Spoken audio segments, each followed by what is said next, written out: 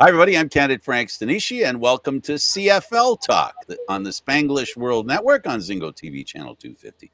Please remember to download the Zingo TV app at the respective app stores for iOS and Android devices. And don't forget, while you download the app, be sure to leave a comment, rate it, and leave a comment.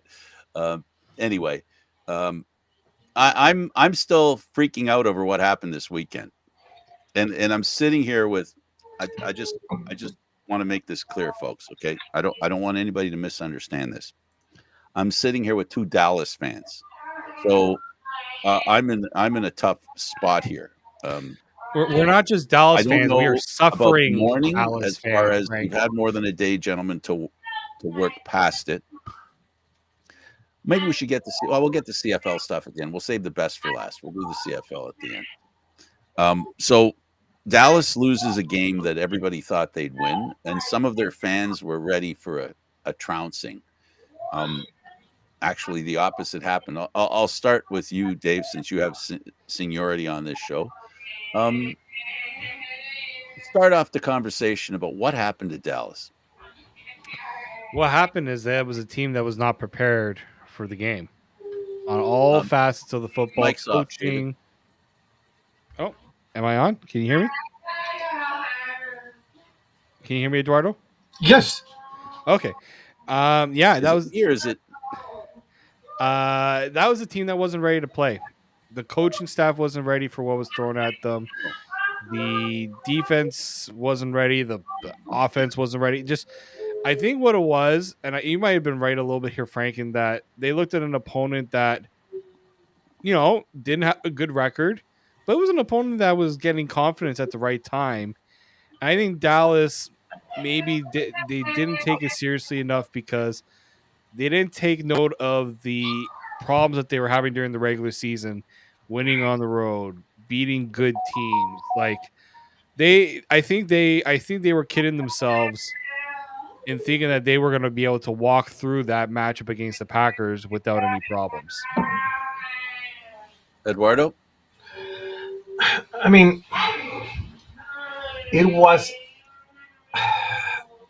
a real awakening for a Dallas team that thought they owned the league this season.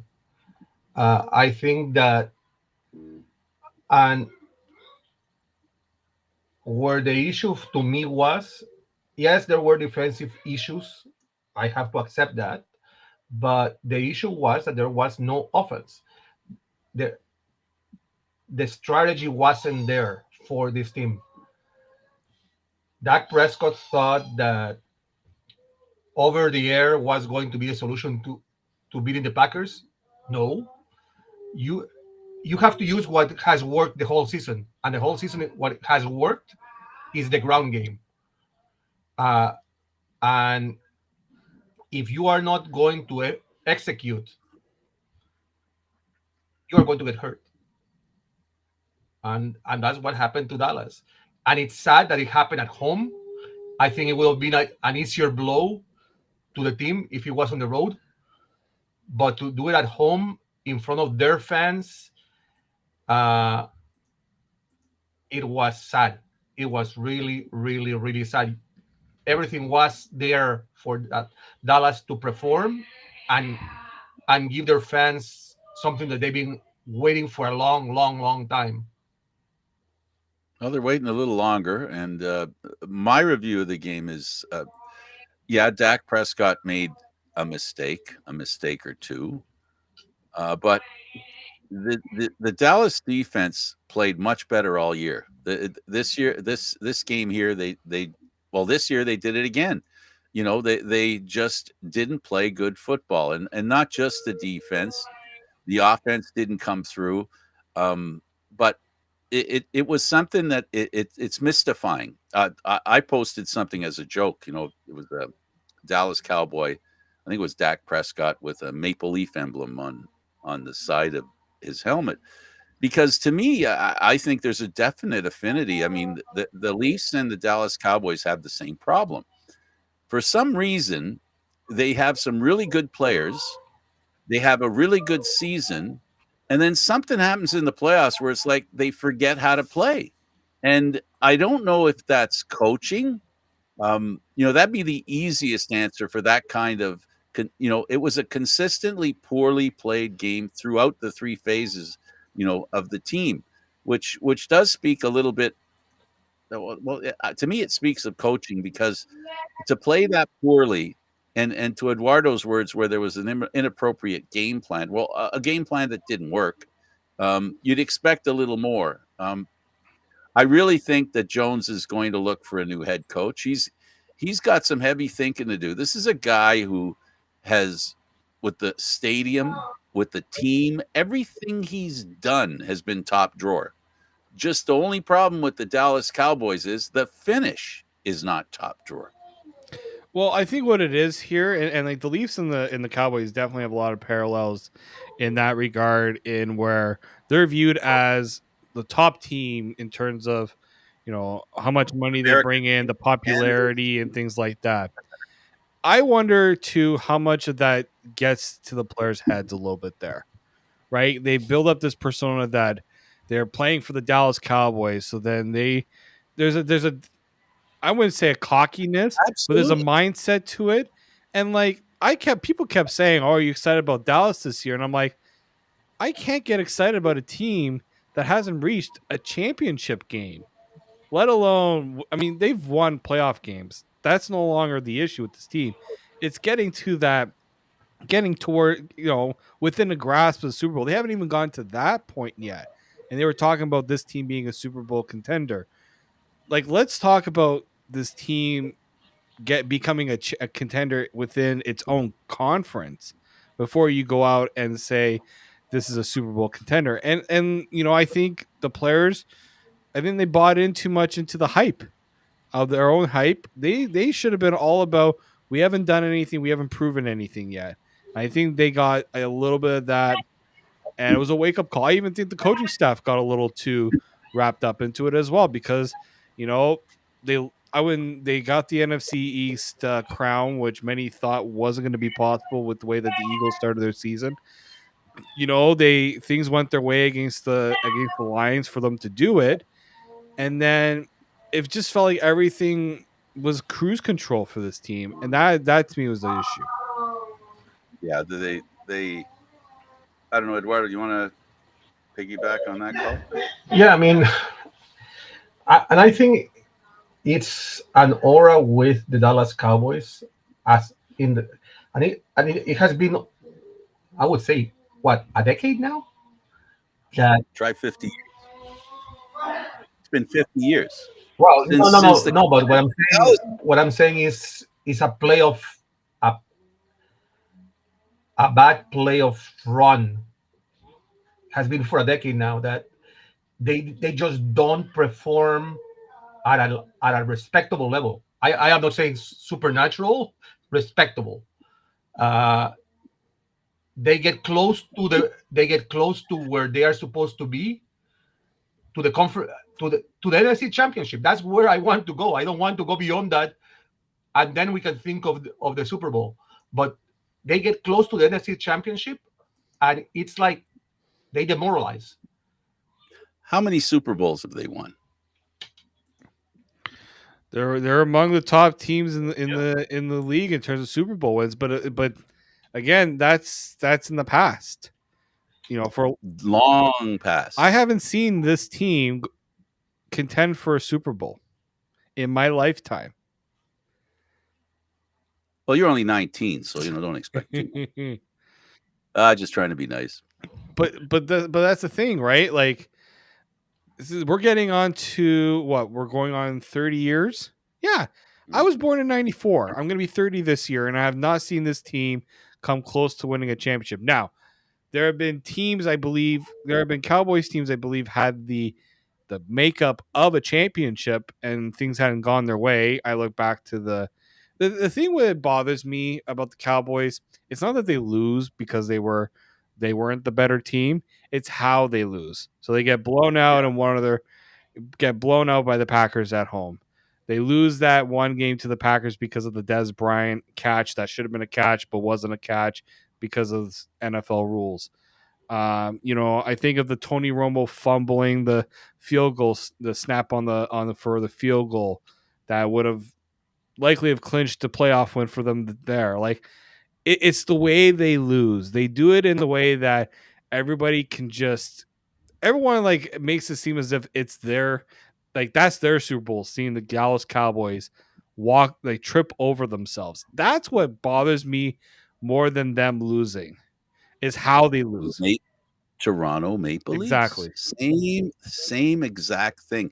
And I think you're right about the fact that, being put on such a high pedestal is a hard thing to to negotiate past. I'll say past or around, because it's the elephant in the room with the Toronto Maple Leafs and the Dallas Cowboys. You've got they're whether they are or whether they aren't, we can argue about it. You've got the Leafs who are looked at as kind of Canada's team. There's no team in Canada that gets the kind of reception they do at the other Canadian arenas. There is no team that gets that kind of reception. So it's a pretty fair statement to make.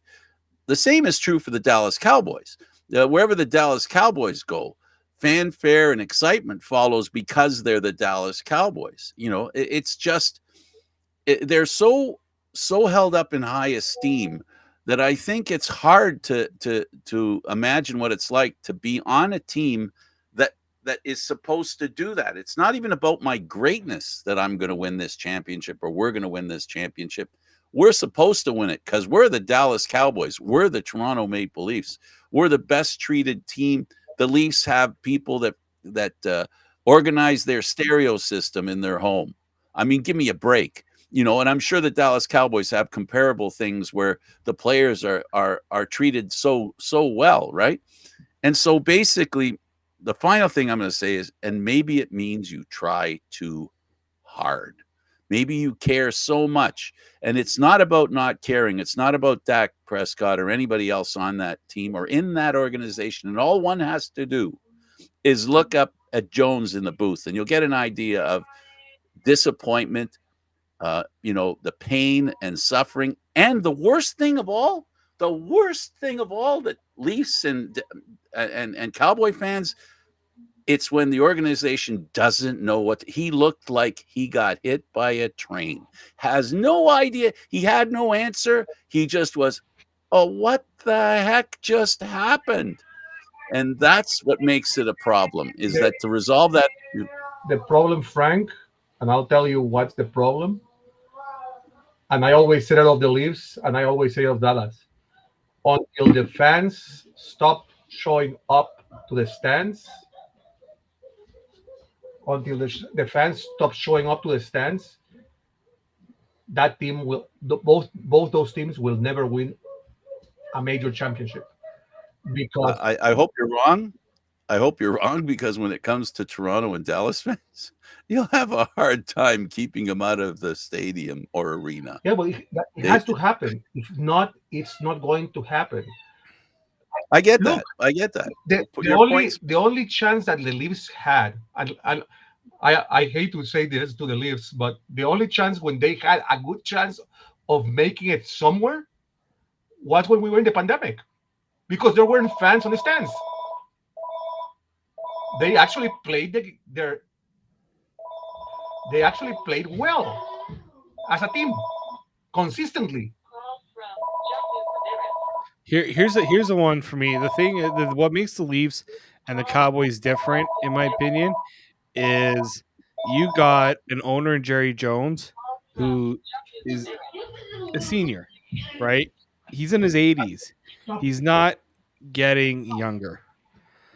And Right. so he doesn't have all the time in the world to enjoy this money that he's making for his team. His family will, but he wants to win a Hmm. championship. He's been having this desire, this conquest to win a title post Jimmy Johnson, to say that Uh-huh. I can do it, right? I can build a contender in Dallas. So for me, with Dallas, the only reason why I feel I have hope is they've done some good things. Jerry Jones, yeah, does he trip over himself with some of the decisions he makes? Absolutely. But what gives me a different pause between the Leafs and the Cowboys is that Jerry Jones doesn't have forever to wait for a champion, another. He's won a championship, but he wants to win another. He's not getting any younger. He wants to do it. The Leafs are run by a board that, yeah, it's a lot of it is about money, right, and making sure that you have the star power to keep the revenues up and things like that. I get that, but I do think that when it comes to the Cowboys, Jerry Jones' desire to win a championship while he is still here, I think it will give me a little bit more belief that they could do it. But for me, it's like they got to get out of their own way. Well, what they need, David, very simply is they need to play well in the playoffs, and there's a couple of reasons teams have a good, because we're talking about results here. We're not even talking about playing well. We saw some teams this weekend that lost and played well, but they lost, right? And we see it every day in every sport where you have teams, especially in championships. It's about doing enough to win. So that's what Dallas lacks. So how do you achieve that? Well, there's a couple of ways, right? Two obvious ways: great coaching and game changers. Do the Dallas Cowboys have a game changer? Do they have game changers? Is Dak Prescott a game changer? Is he the guy that can do what we saw with the Bills and their quarterback yesterday, who ran for 52 yards for a touchdown? That's a game-breaking play. That's what Dallas needs, and they can be game-breaking all season. I'm not talking about the season. I want to be specific here. They need game-breaking players in the playoffs. And is it an emotional thing they have to work out, or is it the players they don't have? Is it the coaching that doesn't coach well in the playoffs? Don't know. That's what Jerry Jones has to figure out. And we already saw him not know what to do the way that game ended. I had more belief in Dak Prescott when he had first joined the Cowboys. I think he's gotten worse. It also doesn't help that, I mean, the thing with Dak Prescott is he got off to such a poor start. I think when you're down like they were, the margin for error is so low. He's trying to force things that he shouldn't be doing, and it costs them. And to me, that right there speaks to, you know what? Like, he wants to be of the Patrick Mahomes. Like, he wants to be on that level. But sometimes you just got to play with what you got in front of you and make it work, right? Like him and CeeDee Lamb, they were the best quarterback receiver duel to end the season. Like in those final weeks, no one could stop them. Then all of a sudden, they were clearly having issues. And so, to me, I think the big one here for Dak Prescott, I mean, the Cowboys are married to Dak Prescott right now. They can't just get rid of Dak Prescott. What bothers me is, they had opportunities when Dak Prescott wasn't making money to go out and be a good team that could go out and win. And they didn't take advantage of that. And so now they got some very tough decisions to make. Obviously, the big one being the coach. Plus, they also got to figure out a way to also be, a contending team and put together a contending team. And it gets tougher when you look at, the guys that are being paid, guys that will need to be paid. You're looking at Micah Parsons.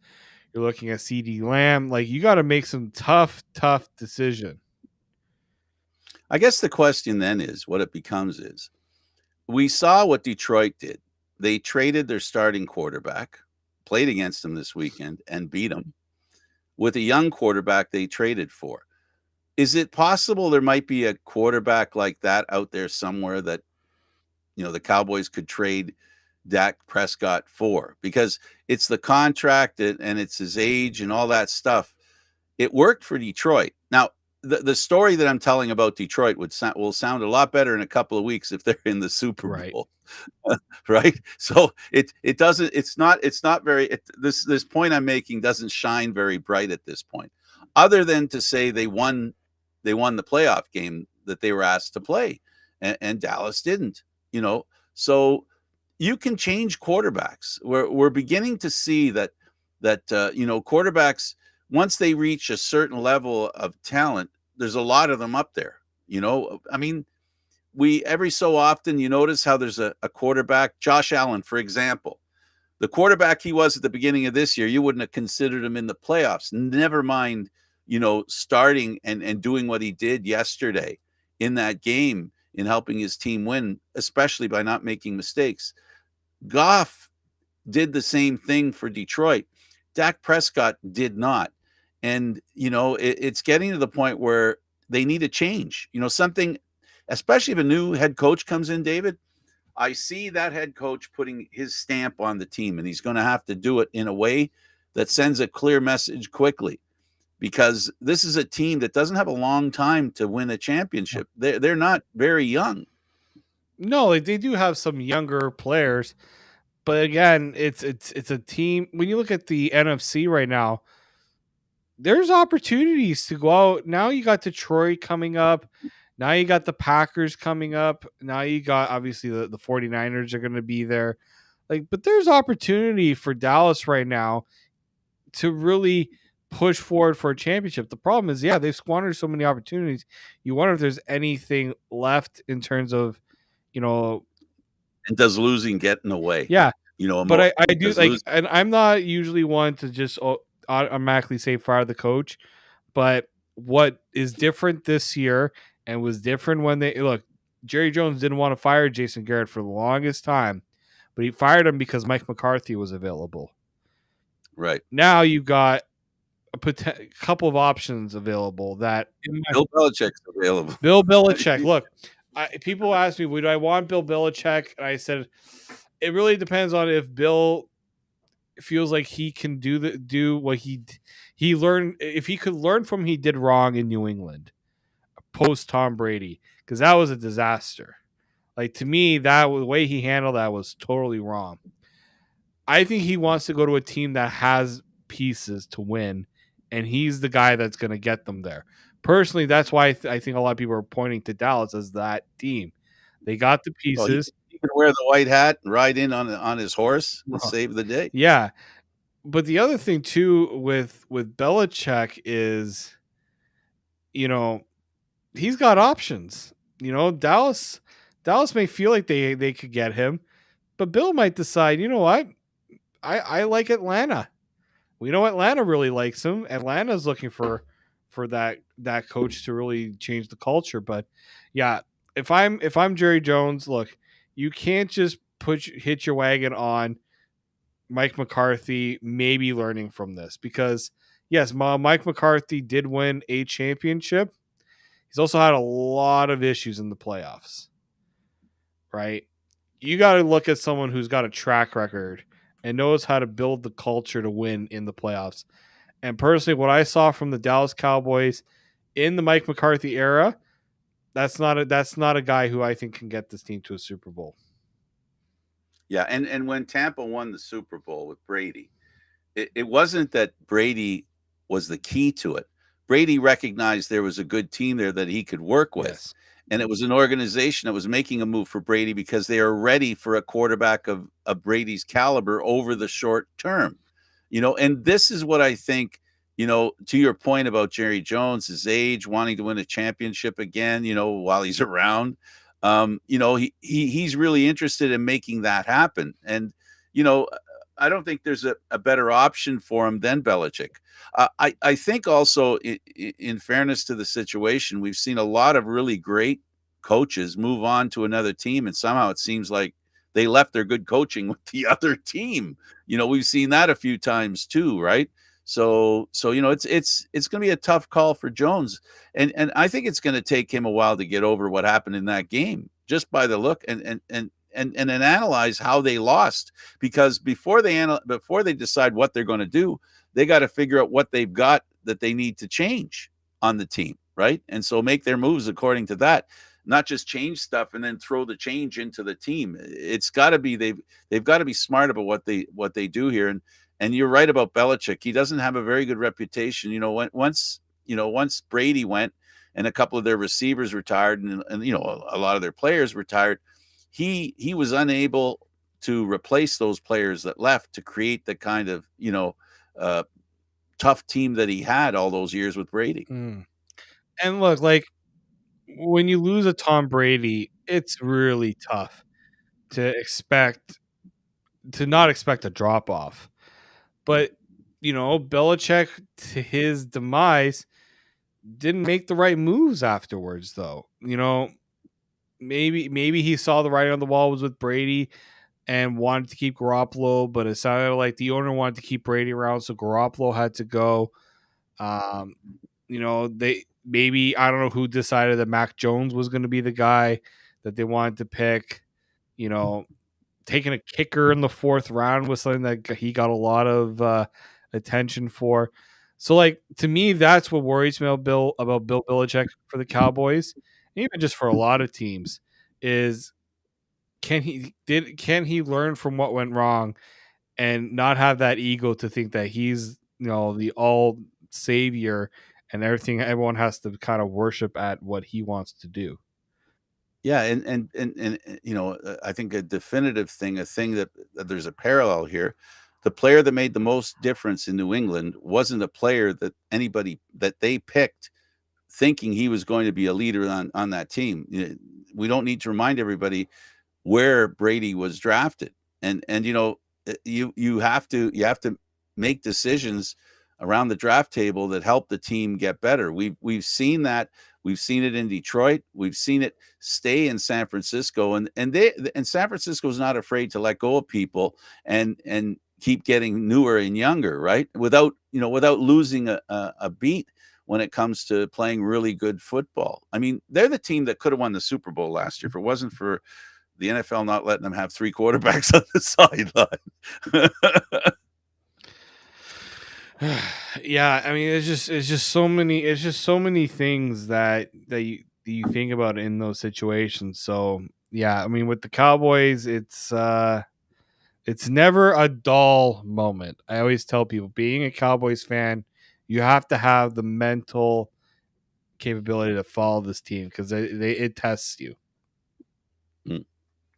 Okay, let's talk about the Buffalo game because my neighbors and my friends and NFL fans that I know are looking forward to the Bills and Steelers next week. The Bills, the team that might not have made the playoffs and went from probably not making the playoffs to finishing first or not making the playoffs to being now in the second round. They have seeding that benefits them with home field advantage. The last 6-7 weeks has been a real interesting situation with the Buffalo Bills on many fronts. Yeah, I mean, I was concerned for them because they didn't look like a team that they look like a team that was starting to get mentally exhausted with everything going on. We know the issue with the coach and some of the things he was saying, and then you also had Josh Allen was not playing very well. They had to fire their offensive coordinator, but when you look at how they played against the Steelers, granted the second half could have gone a little better. I think they got guilty of being too confident in that second half. But what I did see and what was I think a bonus if you're a Bills fan is you saw a confident Josh Allen, one that wasn't looking to make the hero play. He was looking to make the right play. Now, in the second half, I thought he could have been better. But I also think that he's learning. He is learning, and he's making the plays that are right for the team and not for himself. And so And that to me is a he big played one. he played better than the defense that was up against him. Mhm. He made some really nice throws. He caught some really tight windows. He made some passes that were awesome. And if I look back at 7 weeks ago when I was watching the Bills play, when they're in the rut, and we saw, I didn't see much of a difference with Josh Allen in this game that we just saw on the weekend, in that game that they lost where things started to turn around and started to get ugly. The receivers didn't drop balls like they did in that game. And I think that's been the biggest difference. I think it's the receiving core of the Buffalo Bills had had unearned respect. It's not that they didn't have people's respect. They basically told people, we're not that good. We're dropping balls here and over again. How many drop balls in a game can a team afford, David? I mean, you can't. In a playoff game, every single mistake gets magnified, and so drops are killer. And I look even back to that Eagles Bucks game. That game should have been a blowout for the like. It was technically a blowout for the Bucks. Eagles should have had no chance in that game with based on the plays that the Bucks didn't make. Yep. And so to me, They didn't play in that game. yeah. So to me, it's like, I look at what the Bills have done the last few weeks. They just seem to be more in sync on all levels, doing what needs to be done to win playoff games. Doesn't have to be pretty. Doesn't have to be pretty. Get the job done. I'm I'm scratching my head because I'm wondering. I'm just wondering. Is it possible when the coach's mistake came out, the wrong things that he said, that all of a sudden the team were not who the media were concentrating on? They were concentrating on the coach, and the team was able to calm down and just chill and figure out how to play the game. The pressure was off them because the head coach was getting it all. And that seemed to be the change in when the season changed for the Buffalo Bills. I don't know. Do you think that's a coincidence? Um, I think it was a wake up call that the team needed. I wouldn't say that was exactly it, but I do think it did play a factor for sure. Yeah. So okay. So the Bills look great yesterday, and the ability to play that way. A lot. We saw it in the Canadian Football League. These teams behind me here. That if you get on a roll at the end of the season, going into the playoffs, the odds of you going all the way are a lot higher. And that's what we're seeing in this playoff. We're seeing the teams that went into the playoffs limping like Philly, boom, boom, boom, hit wall, out. Buffalo on a roll, in, and they're good. San Francisco, the same thing. Even Baltimore, they played really well at the end of the season. They've got some momentum. Yeah, I mean, and that's the thing, right? You got to create your own momentum at times, and Buffalo. I think what was the wake up call is the fact that they almost didn't make the playoffs. They're Absolutely. fighting for their playoff lives, and to me, I think that might have been the kick that this team needed. Not necessarily the ones that you would have liked to have seen. Unfortunately, like if you're a Bills fan, that might have been a little stressful in that final stretch, but it might end up being the thing that helps them just Yeah. because they needed that urgency back. They weren't the last few years, again, similar to the Cowboys, the Bills I felt like were in a little bit of cruise control, a little too high on themselves. And then they were reminded that, they're going up against highly talented quarterbacks in Burrow and Mahomes, right? If they manage to get past Mahomes this weekend, you might have to go up against Lamar Jackson. If the Texans pull off the upset, it's CJ Stroud. Like, it's a murderer's row of quarterbacks in the AFC. Give them credit. They beat the Steelers, but they beat Mason Rudolph. That's a little different than Yeah. going up against Patrick Mahomes. Yes, Patrick Mahomes, the Chiefs have not looked good this year, but look at how they played against Miami, right? They forged a different identity. So They've been there, done that, yeah, it's a team right? They, where they know how it's done. denounce the reigning Super Bowl champions at your own peril. That's always what I say. Until Yeah. And, they and, lose, you can't count out the champions. and how do you bet against Mahomes? It's so tough. It's too hard to do. But Josh Allen and Mahomes and I'm sorry, I forgot his name. Baltimore. Lamar Jackson, No, not Lamar Jackson. I'm sorry. Used to be Baltimore. Joe Flacco. The Colt. Yeah. Oh no, he's there now. Never mind. My point is, they were two of the top quarterbacks in the league a couple of years ago. We're starting to see a proliferation of great quarterbacks now in these past couple of years. You throw in Goff as well. In the national NFC conference, and you come up with another good quarterback that is going to make the NFC even more of a murderer's row. So when it comes to the Chiefs and the Dolphins were a team that they limped into the playoffs. They didn't do well going into the playoffs, and they're out. I, I don't think the Chiefs were a real big competition. I know T's a great quarterback and all that stuff, but I don't think the Dolphins were that tough an opposition for the Chiefs going up against Buffalo. And I'm a Chiefs guy. I've been a Chiefs guy since 2 years before Mahomes arrived there. Yeah, when the coach arrived, that's right. That's when I liked the Chiefs, and I have some memories of the Chiefs. They're a team that's definitely going to be to worry about. But I like the fact that Buffalo. There's a bit of a destiny going on with Buffalo. Last year they lost because their concentration was broken by the devastating injury, and it seemed to me in that game from the point of the injury and into the playoffs, the Bills did not look the same. They just did not look the same. Uh, the question is, what Buffalo Bills team are we going to see? Are we going to see the one that we've seen in this playoff? Because if we do, it's going to be a rip roaring game, David. We're going to see two runs by two quarterbacks, probably for touchdowns from a good distance, and the offense is going to come from anywhere with two really tough defenses, and you get that singer in the stands too.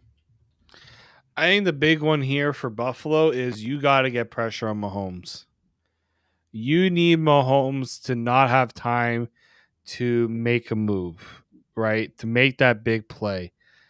And I think that to me is something that they hadn't done in the past. They've allowed Patrick Mahomes to feel confident that he can make the big plays. You got to take the big play away from him, right? Absolutely, Put pressure on him, make him make the mistake. absolutely. Well, we've got about a little over 10 minutes, and maybe there's. Do you think that Willette will sign with the Argos? Do I think? I think so. I think AJ Willette is going to leverage himself to get a big deal, but I think the Argos recognize his value. And look, yes, should you be overpaying for a player that because he's a fan favorite? I don't think so. But we're not talking about a guy who's just good off the field. We're talking about a guy who, in my opinion, when he is at his best, is one of the toughest running backs to play against in the CFL. Brady Oliveira remains the best running back in the CFL. I think there's no doubting that. But I think AJ Willette's the second best. And it's close. It's not like Oliveira is far and away better. I think Ouellette's close. I just think the only thing that will prevent AJ Ouellette from staying with the Argos is if a team comes with an offer that the Argos just simply they're just like we can't do it. We just simply can't do it. Sorry, AJ. Go and get your pay. Go get paid. We're not. I think AJ Ouellette has put himself through so much to continue his football journey. He deserves to be paid, but there's a limit. They want to make sure that they don't lose too much from their defense. They want to keep that defense going. They've made some moves to address that, trading Curly Giddens to the Elks. I thought that was a very interesting move and maybe one that, sure, it stings, but it solves a need for the Argos where they don't have to go out now and get a defensive lineman. Jake Serezna is one of the, I think that's how you say his name. All-star. Yep. He was an all-star. He was top 4 in pass rushing win rate according to Pro Football Focus. So that they got an all-star back for a receiver. We know in the CFL, yes, when you have a good receiver, you keep them. You can find receivers. Hard to find running backs. They can find him on the roster, David. Yes, that's true. The Argos have had they've got some Canadians that can step in for They Curly. got quite a few. They've got quite a Tommy few. Neild. I think they could bring back DeJean Brissett. I think there's guys there that they've already got. I think what thing about the running back position, it's really hard to find a productive CFL running back. But David, how much of the calculation for I love Willette. Statistically, the way he runs and the punishing running back that he is. Would you say that he had a good game in the Eastern Final? And how do you judge him outside, and not look at what happened in that playoff game? The run game disappeared for the Argos in Well, that the game. unfortunate thing too is though he had a concussion in that game. Yeah. Wasn't made known, but he was banged up. Um, I do we do know that he did have a concussion, or was at least led to believe that he had a concussion. But yeah, no, I mean I know he that's was fair. hurt in that game. I know he was hurt in that game. Absolutely. He He was was. running into a really tough defensive line. He got punished. We weren't as a viewer and a reporter, it doesn't matter which. I have not seen Willette run into a wall very often, and he did it in that game repeatedly. No, and that's fair. I think he didn't. It wasn't a very age Ouellette type of game.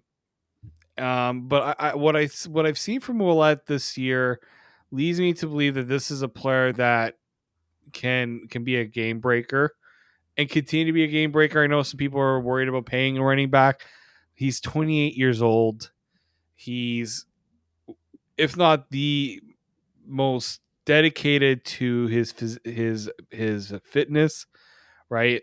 I would never ever think he's going to take a step back because of his physical ability, because I think he's got it. Yeah, you have to balance out how much can you really afford to pay for that position, right? Let me try it a different way. Talking about the defensive lineman and Curly Gittens. Trading Gittens away, they gave up when you look at him alone, they gave up a lot. But what they gained on the defensive line and how much they can recover for the loss of Curly Gittens just within their roster, I think it was a good trade. I wanted to put my opinion there as far as the trade's concerned. I think for that reason, it's a good trade. And more importantly, you can't compare the two players and say who got the best player because they play different positions and have a different value. And it's rated differently by the person who's rating it, because there's people who like offense, there's people who like defense. If you're a defensive fan, you like that trade for the Argos. If you're an offensive fan, you're scratching your head. Yeah, yeah. I mean that's true. And I think what, like this front office has done a really good job in not putting them backing themselves into a corner. Now, obviously, everyone's talking about, now you're paying Chad Kelly. You got to pay your quarterback, right? Like like, you're not going to be able to get away with not having a capable quarterback in this league. And they might have traded for another quarterback like him, because oh geez, they've got a player that's on the protected list by Edmonton, and we all know most of the quarterbacks in protected lists. Sorry, most of the players in protected lists are quarterbacks. I'm wondering if the Argos have pulled another quarterback out of their hat by getting him from Edmonton.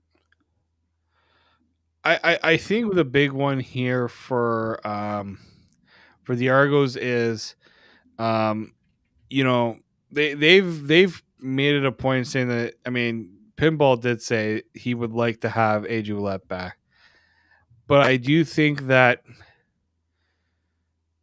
you just have to be careful. Obviously, not going too far into making that how much where you're putting your money towards, because there are areas that need to be addressed. So, I think if you ask me today, I think AJ Ouellette's back, but I'm not going to go out on a limb and say it's a done deal. It's going to happen, because I think he's going to look and say, I've got an opportunity to go and potentially make life changing money. Well, the CFL has a luxury not many leagues have. They're in a great position where they can literally start over at a position and only give up about, even if their player, like, to get another guy to replace Willette. I know how great you think he is, and I know how great I think he is. Is he unique? Unique in the sense that there aren't many like him that are that bruising, right? But I have to wonder on how hard it will be to replace him and look at the money compared to the money that they'd pay somebody else, and how much are they losing by bringing that somebody else in. And then there's the old story about buying low and selling high. This could be a situation where the Argos sell high. They if he wants too much money, I think there's a limit to what he can ask. Is what I'm saying. I think so too. Like I'm not. And look, sometimes you got to make those tough choices. I think the big one for AJ is, you know, you got to decide what's your priority, right? I think he wants to get paid. I think he deserves it, but at the same time, he's got to be a little realistic on what he can expect a contending team to pay for him as well. And look, the Argos do have a running back that I think he's a hidden secret, and that's Daniel Adebayoye, the Yeah, Canadian. He's shown that he can be a good they could back, have used him in that game they lost. right? He was injured too, and that's something you got to consider as well. But I wouldn't think that I. What I will say is, you know, the Argos people are worried, and I can understand it. But I think you know there's players who like playing here and like being in Toronto, and I think that's something that you can't discount when you look at No, what absolutely. what. But they have the luxury of using that totally. In other words, if you really like playing in Toronto, then we expect a home team discount. I mean, that's an expectation with, that's the difference.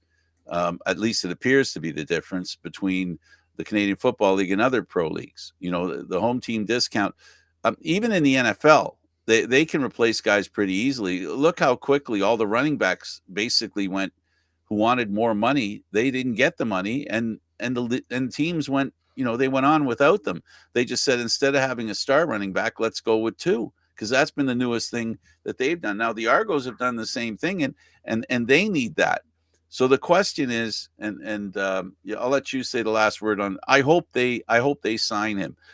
For a guy who watches that player every week, I enjoy watching him. The reality is what the reality is, but I'm not going to sit here and decide what reality is. I'll just tell you that there's a limit to what he gets paid, and I would love to see him still play. It was always fun watching. Yeah, no, and I think he means a lot to the community too. A lot of people like him. He's a fan favorite player. If you're, a fan looking to get an Argos jersey, a lot of them are getting 34 AJ Ouellettes.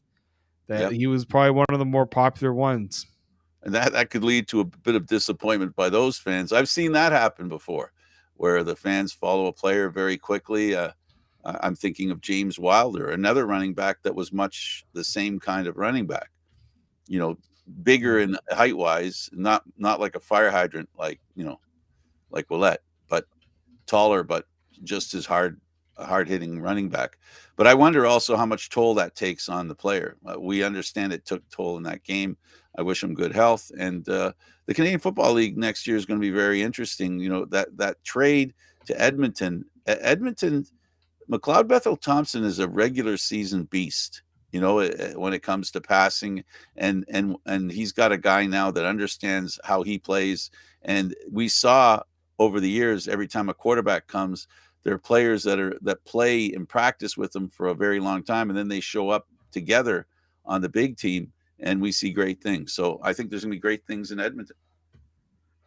I'm very curious to see how that dynamic works with Trey Ford, how patient Trey Ford will be, with McLeod there, and it was an interesting move. I do think it's great that McLeod's back. We need more good quarterbacks in the CFL. I'm curious to see how the West shakes up. Could be an opening this year for a team that if a team really wants it. Well, I think Saskatchewan's going to be improved. I think Mhm. Edmonton's going to be improved, and Winnipeg's going to be Winnipeg, right? And BC's becoming BC. I think you can say that, right? So that's four teams right there. So, and then we haven't talked about Calgary yet, right? So it's going to be an interesting season there, and the East it'll be a different reason because there'll be a new king of the hill. The Argos are going to have a quarterback that had an injury going out in the Grey Cup. The questions are going to rise, his total health. So it's going to be an interesting season, and I think for opposite reasons. I think there's room for some new blood at the top in the Eastern Division. The Argos have to overcome that coaching change. David, I hate to say this, but from what I saw, the offense is fantastic. Don't get me wrong. Love the quarterback. Watch him. Think he's a great quarterback. But that team has won a lot of games because of their defense. And they're going to miss that. We'll see if they have the players or the new management team that takes care of that issue. As John Murphy, I know that we're tight on time. John Murphy did say, while it's tough to see Corey Mason, Josh Bell leave, don't discount who they're going to bring in. No, And it sounds like they might be bringing in someone that to help keep that defense chucking along. yeah, and you know what? Corey Mason's a great guy. I know we both like him and wish him all the best in Saskatchewan. But one thing I have to agree with you is anybody can be replaced anywhere, and that's the thing about sports. There is no forever job. Eventually, Father Time takes you out, or you've been coaching for too long, so that takes you out. So, or it gets stale. Right. Your last word, buddy. Well, I'm very curious to see how the next few. I mean, I love this time of year. Obviously, I love it when both football leagues are playing, but very curious to see how everything shakes up going forward, especially in the NFL playoffs. Football is football, David. As far as I'm Football's concerned, football. football is football. It's a lot of fun to watch, and there's things we can learn watching the NFL that help us with what we're doing and watching. I guess I go to the Dinwiddie School of NFL viewing. Where you want to keep thinking football and keep watching it and enjoying it, and the NFL right now, the wild card's over, was an amazing weekend. I'm looking forward to another great weekend of football. Yeah, give me a great week. Yeah, he's David Morassutti. I'm Candid Frank Stanisci. Thank you for watching CFL Talk Aaron Live Mondays at 9 p.m. This show can also be heard on the Spanglish World Radio Network for CFL Talk, other news, entertainment, and sports programming we offer here on SpanglishWorld.ca and Spanglish World. Watch it, hear it, read it, download it, and live it. Don't forget Candid Frank Stanisci on YouTube. Thanks for watching, everybody.